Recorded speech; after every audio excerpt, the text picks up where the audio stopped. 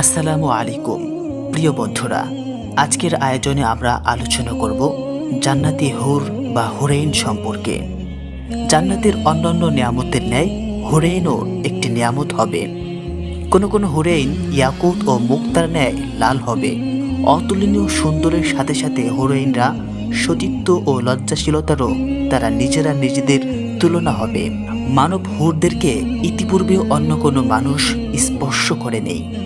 জিন হুরদেরকেও ইতিপূর্বে অন্য কোনো জিন স্পর্শ করেনি।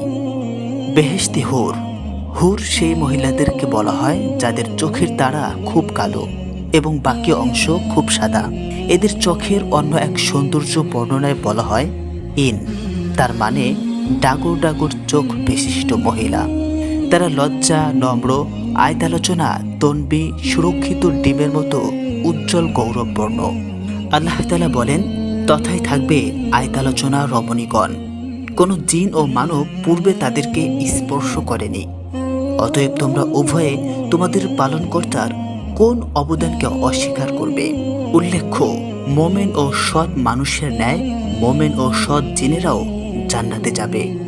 সেখানে যেমন মানব পুরুষের জন্য মানব নারী ও মানব হুর থাকবে, তেমনি পুরুষ জিনের জন্য নারী জিন হুর থাকবে। অর্থাৎ মানুষের জন্য তার সমজাতীয় এবং জিনের জন্য তার সমজাতীয় জোড়া থাকবে। এ ব্যাপারে আল্লাহ তাআলা সর্বাধিক ভালো জানেন।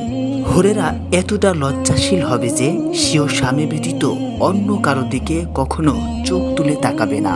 হুরেরা ডিমের ভিতর সুরক্ষিত পাতলা চামড়ার চেয়েও অধিক নরম হবে। আল্লাহ তাআলা বলেন, তাদের নিকট থাকবে নত আয়তালোচনা তরণীগণ, যেন তারা সুরক্ষিত ডিম। জান্নাতের হুরেরা সুন্দর, লাজুক চক্ষু বিশিষ্ট, মতির ন্যায় সাদা এবং স্বচ্ছতা ও রং এত নিখুঁত হবে যেন সুরক্ষিত স্বর্ণালঙ্কার। আল্লাহ তাআলা আরো বলেন, সেখানে থাকবে আয়তালোচনা হুরগণ। তারা যা কিছু করত তার পুরস্কার স্বরূপ এই সুন্দরী রমণীগণদের পাবে। হুরদের সাথে জান্নাতি পুরুষদের নিয়মতান্ত্রিকভাবে বিবাহ হবে।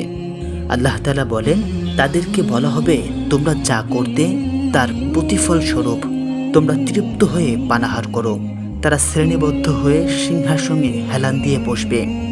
আমি তাদেরকে আয়তালোচনা হুরদের সাথে বিবাহ দেব। হুরেরা তাদের স্বামীর সমবয়সী হবে। সুন্দর মতির তাঁবুতে রমণীগণ অবস্থান করবে। সেখানে জান্নাতি পুরুষদের সাথে তাদের সাক্ষাৎ লাভ হবে। আল্লাহ তাআলা আরো বলেন, তাদের নিকট থাকবে আয়তালোচনা রমণীগণ। তোমাদেরকে এরই প্রতিশ্রুতি দেওয়া হচ্ছে বিচার দিবসের জন্য। সেখানে থাকবে সুচরিত্রা সুন্দরী রমণীগণ। অতএব তোমরা উভয়ে তোমাদের প্রতিপালকের কোন অবদানকে অস্বীকার করবে? তাঁবুতে অবস্থানকারিণী হুরগণ, অতএব তোমরা তোমাদের পালনকর্তার কোন অবদানকে অস্বীকার করবে? জান্নাতে স্বীয় স্বামীদেরকে আনন্দ দানে হুরদের সঙ্গে।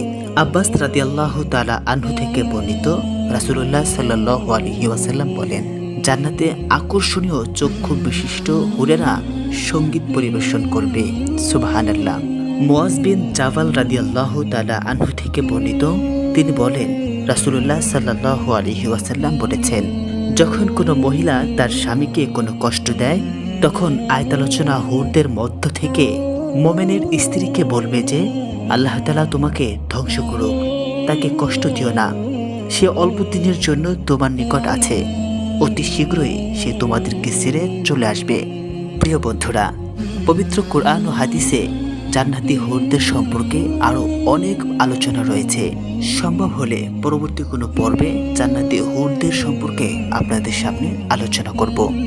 আর আমাদের আগামী পর্বে আমরা আলোচনা করব জান্নাতি হুরেরা তাদের স্বামীদের জন্য কেমন গান পরিবেশন করবে এবং গানের ভাষ্যগুলো কি থাকবে। আমাদের পরবর্তী ভিডিওগুলো দেখতে আমাদের চ্যানেলটি সাবস্ক্রাইব করে অবশ্যই আমাদের সাথে থাকবেন। আর আজকের ভিডিওটি কেমন লেগেছে অবশ্যই আপনার মূল্যবান কমেন্টে জানাবেন।